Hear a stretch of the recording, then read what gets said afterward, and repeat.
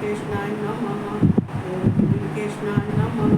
कृष्ण भगवान राधा रानी को मैं बहुत प्रणाम करती हूँ और उनकी वंदना करती हूँ और जितने संसार के सबको जय श्री कृष्ण और राधे राधे। चलते हैं अपने भगवान कृष्ण के काम चलते हैं लोगों। ये जो भगवान के साथ मेरा तीसरा अध्याय चल रहा है, ये जो है कृष्ण भगवान जो है इसमें जो कुछ भी कहते हैं तो वो कभी कभी क्या होता है कि जब इंसान भ्रमित हो जाता है, भ्रमित होने के बाद तो वो अच्छे हो जाते हैं, इसमें कोई बात नहीं है। कभी तो वो कभी तो चलता है, लेकिन जब रोज ही भ्रमित हुआ रहेगा तो फिर उसके लिए तो क्या कह सकते हैं, उसके लिए तो कुछ नहीं कह सकते। इसलिए कभी कभी कुछ कोई बात नहीं है, कभी कभी हमारा भी मन विचलित हो जाता है, भ्रमित हो जाता है। तो कहते हैं संसार में रह के इतना तो सब कुछ ना करो तो हो जाता है, लेकिन भगवान फिर अपनी गीता को उठा के और अगर पढ़ने से जो भगवान ने ये उपदेश दिए हैं, जो गीता में कहा है उसको पढ़ने से फिर हमें शांति आ जाती है, ऊर्जा आ जाती है, फिर हमारी शक्ति आ जाती है, ऊर्जा फिर हमारे अंदर भी ऊर्जा आ जाती है। तो ये कृष्ण भी कहते हैं, ये शिव भी कहते हैं। इंसान को सबसे मुख्य बात एक बात अपना लेना चाहिए, क्या? अपने को बैलेंस बना के, बैलेंस। हाँ चलो डिगमिगा जाता है, हमारा भी डिगमिगा जाता है, हम सबकी तो नहीं कहते, हमारा भी डिगमिगा जाता है, हमारा भी बैलेंस। जब हम जानते हैं कि हमारा ये मन, ये दिल, ये कभी खिन्न हो जाता है या जब हो जाता है तो क्या करते हैं, फिर हम भगवान ये शिव से प्रार्थना करते हैं और कृष्ण से भी प्रार्थना करते हैं। कृष्ण से तो हम कम करते हैं, हम झूठ जो बोलते हैं, गीता हमारे सामने, हम झूठ नहीं बोलना चाहिए हमें झूठ नहीं बोलना चाहिए, गीता हमारे सामने, हम शिव से करते हैं। हम जो भी बात कहते हैं हम शिव से कहते हैं। तो शिव से कहने के बाद में हमारा, जब हम जानते हैं कि देखो हे भगवान भोलेनाथ, ये मेरी माँ जगदम्बा, हमारा दिमाग कुछ विचलित हो रहा है, मन कुछ दुखी सा हो रहा है, खिन्न हो रहा है, तो क्या करना चाहिए इसे देखो। तो अपने थोड़े ही दिन में हम अपना कुछ ऐसा कार्य करने लगते हैं जिससे कि हमारा मन फिर शांत हो जाता है। हमारे भोलेनाथ हर घड़ी हर सेकंड में, वो तो मैं कहती कहीं जाते हैं कि नहीं जाते, मुझे तो कहीं जाते नहीं, कभी भी किसी वक्त पर, कभी भी सोते में, बैठते में, खाते, कभी भी पूजा करते, कभी भी अगर किसी बात को कह दो तुरंत एक सेकंड नहीं लगती है, सेकंडों में अपना चमत्कार दिखाते रहते हैं। तो ये जो भगवान से मैं कहती रहती हूँ, तो हमें बैलेंस बना के रखना चाहिए। हमें ये गीता सिखाती है। कौन सिखाता है? गीता सिखाता है। कौन सिखाता है? कृष्ण सिखाता है। ये कृष्ण सिखाते, कृष्ण राधा से भी कहते हैं, राधा तुम इतनी विचलित तो मत हुआ करो, तुम राधा तुम इतनी जो है ये चंचल स्वभाव की हो, ये चंचलता दिखाती रहती हो, तुम अपने को जो भूल भुलैया में डालती रहती हो, कहाँ ये भूल भुलैया में पड़ गई। अपने को कुछ ध्यान करो, कुछ मन में लाओ, प्रसन्न हो, तो कुछ हमसे भी प्रेम करो, हमारी भी बांसुरी सुनो, अपना भी डांस दिखाओ, और इसको हम दोनों बैलेंस हो जाएंगे तो हमारा मन फिर प्रफुल्लित हो जाएगा। फिर हम दोनों हंसी खुशी से और मनोरंजन अपने करेंगे और सबको प्रेम की भाषा दिखाएंगे। जब तक हम बैलेंस हम तो राधा नहीं होंगे तब तक ये मृत लोक के वासी हैं, ये कैसे बैलेंस अपने को बना पाएंगे। तो इनके जहाँ पर तो ये भगवान कृष्ण से सीखना चाहिए, ये बात कृष्ण बताते हैं। तो कल हम यहाँ थे, न ही कष्ट क्षण जात तिष्ठत कर्म कृत कार्यते अन्वसः कर्म सर्व है प्रकृत ही गुणय। तो प्रकृत जही गुणय। देखो यहाँ भगवान कहते हैं जो प्रकृति के द्वारा दिए हुए गुण हैं, जो प्रकृति के गुण हैं, वे गुणों को ही गुणों को बोलते हैं। चूँकि मनुष्य के जीवन में प्रकृति के अपना जो स्वभाव है, उसका प्रकृति का जो स्वभाव है, वैसे हालांकि ये प्रकृति परमात्मा की ये मूल लेकिन ये प्रकृति जड़ इसलिए कहा जाता है चूंकि इसमें रज सत रज तम ये तीनों प्रकृति के गुण हैं। ये प्रकृति के गुण होने की वजह से ये अपना स्वरूप ये सब उत्पन्न इन्हें कहते हैं कि सबको अपने स्वरूप से उत्पन्न करती है। कौन है? जगत माता। प्रकृति कौन है? ये जगत जननी जगत माता है। तो यहाँ कह रहे निसंदेह कोई भी मनुष्य किसी भी काल में क्षण मात्र में बिना कर्म किए नहीं रहता। तो वो कृष्ण अर्जुन से कहते हैं, हे अर्जुन, संसार में जितने प्राणी हैं सब अपना कार्य करते, सब कार्य करते हैं। बिना कार्य करके तो कोई रह नहीं सकता। अच्छा, बिना कार्य करे कोई रह लेगा? हम तो रह लेंगे, कोई और रह लेगा? नहीं रहेगा। एक चलना फिरना है, खाना पीना है, सोना जागना है, उठना बैठना है, अध्ययन करना है, ध्यान करना है, स्मरण करना है, और ये जो है पठन पाठन जो कुछ भी करना, पूजा पाठ भी करना है, सब कुछ। क्या चाहे योगी हो चाहे गृहस्थ आश्रम वाला हो, कोई मनुष्य हो, कर्म तो सबको करने पड़ते हैं। लेकिन कर्म में करने में फर्क होता है। बिना कर्म किए तो कोई है अर्जुन, बिना कर्म किए तो कोई रह नहीं सकता है। क्या सोते जागते चलते फिरते उठना बैठना खाना पीना सोना जागना सपना देखना विद्या का अध्ययन करना, ये पठन पाठन करना, ध्यान करना, पूजा पाठ करना, ये सब ही कर्म, ये सब कर्म में आते हैं। जो जितने हैं वो सब कर्म के अंदर आते हैं। ये मनुष्य के सब मनुष्यों के ये स्वभाव है कर्म करना, और करने पड़ते हैं। नहीं करोगे तो भी करने पड़ते हैं। कोई किसी समय पे भी क्षण मात्र भी ऐसा नहीं होता, क्षण भर भी किसी समय पे ऐसा नहीं होता है जो नहीं करता। नहीं करेगा तो सो रहा होगा तो सपना देखेगा। अगर कोई सो रहा है तो सपना देखा है, तो सपने में भी तो कर्म किए जाते हैं, वो भी तो कर्म के अंदर ही आता है।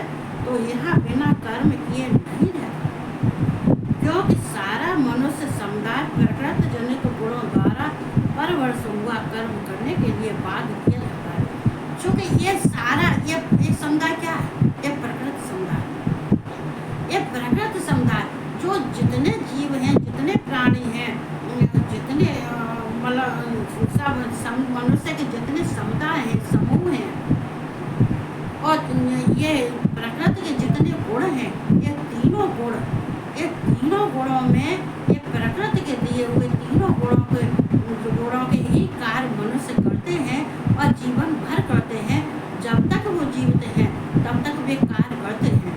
क्योंकि बिना कार्य करे बिना तो बैठे बैठे कोई कैसे जीवन काट सकता है, और ना ही बैठे बैठे ये भगवान की प्राप्ति होती है, ना ही कोई कार्य सिद्ध होता है। क्योंकि कर्म और अकर्म ये दो होते हैं। फर्क इतना होता है कि अकर्म क्या है और कर्म क्या है, और कर्म कौन सा है और कर्म कौन सा करना चाहिए, और अकर्म क्या है जो हमें नहीं करना चाहिए। तो गुणों प्रकृति के गुणों द्वारा ये नहीं करेगा ये परवश निकाल, ये परवश हुआ कर्म करने के लिए। तो वो अगर नहीं करेगा तो प्रकृति करवा लेगी। ये प्रकृति का स्वभाव है, ये जड़ है। प्रकृति कौन है? ये जड़ है।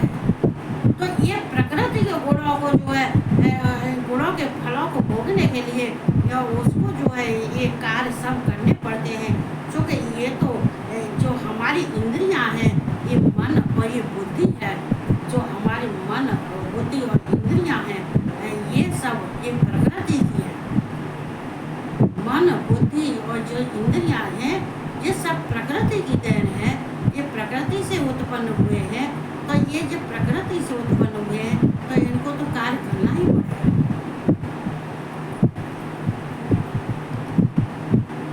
तो ये कर्म करने के लिए बाध्य किया जाता है। ये कर्म करने के लिए, ये प्रकृति काम करने के लिए ये बाध्य करती है।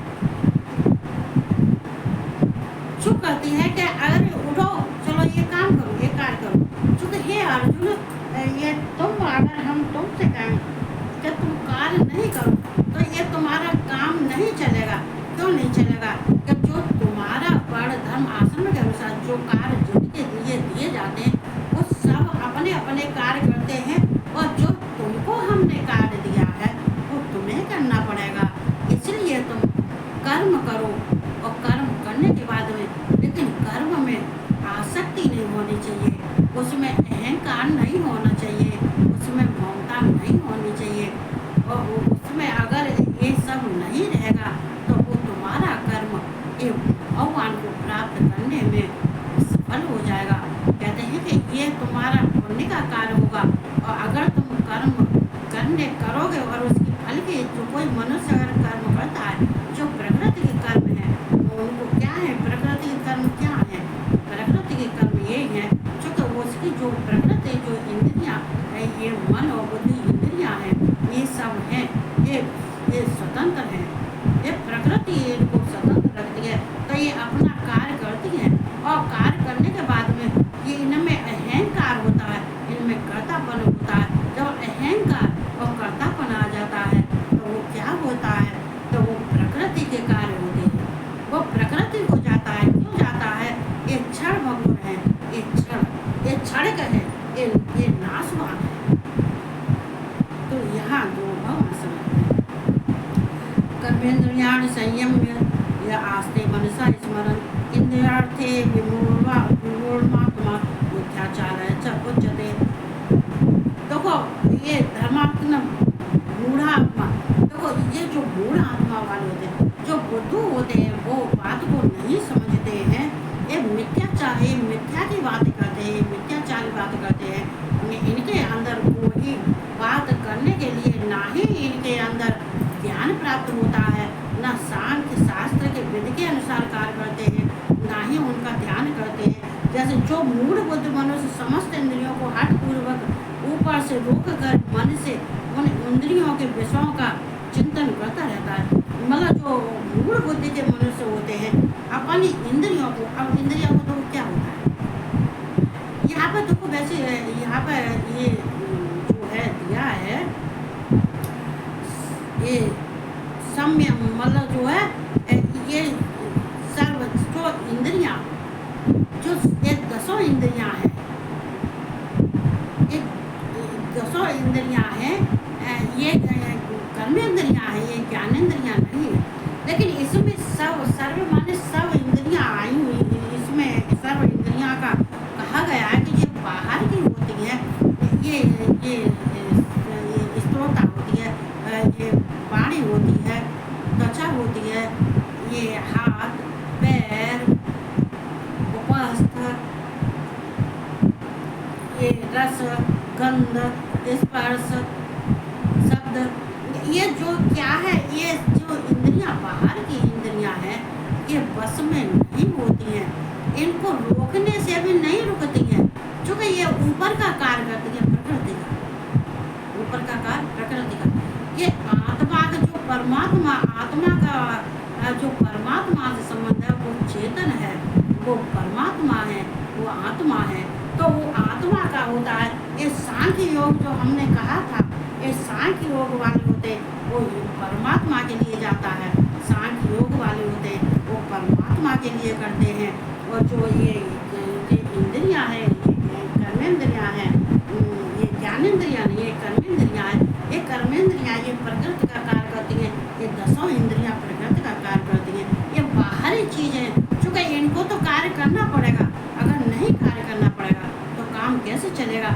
और इनको अगर कोई सज्जन पुरुष रोकना भी चाहे, इसमें लिखा है कि हठ पूर्वक ऊपर से रोकर मन से उन इंद्रियों के विषयों का चिंतन करता रहता है, जो उनको हठ पूर्वक रोकता है। कैसे रोकता है? जैसे हमारे दसों इंद्रियों को अगर वो इनको रोक लेता है, अपने मन से कार्य करता है, अपने आत्मा परमात्मा, ये कहते हैं ये कर्म योग जो है योग के अनुसार करता है, कर्म जो योग के अनुसार करता है, जो बाहर की इंद्रियों को अपने मन के अंदर नहीं घुसने देता है, मन नहीं जाने देता है, अपनी बुद्धि में अपने मन में नहीं जाने देता है, तो ये बाहर का कार्य करती हैं, ये ऊपर का कार्य करती रहती हैं, फिर हमारे मन इंद्रियों का ये कार्य नहीं करती हैं। हमारा मन